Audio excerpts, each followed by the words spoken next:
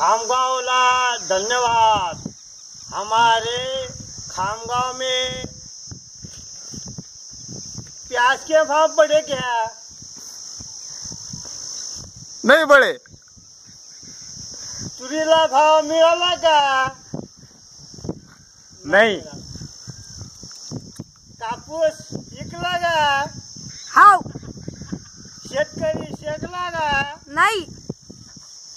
भाई और बहनों, मैं तुमको ये चुनौती देता हूँ, सोयाबीन के दाम मैं 10,000 करूंगा।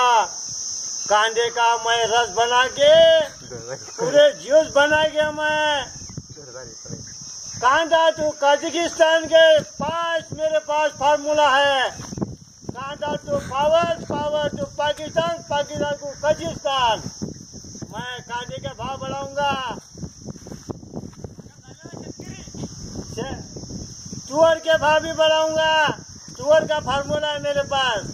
तुअर तो तुर्किस्तान। आम के भी भाव है मेरे पास। आम खेत के भाव ऐसे है।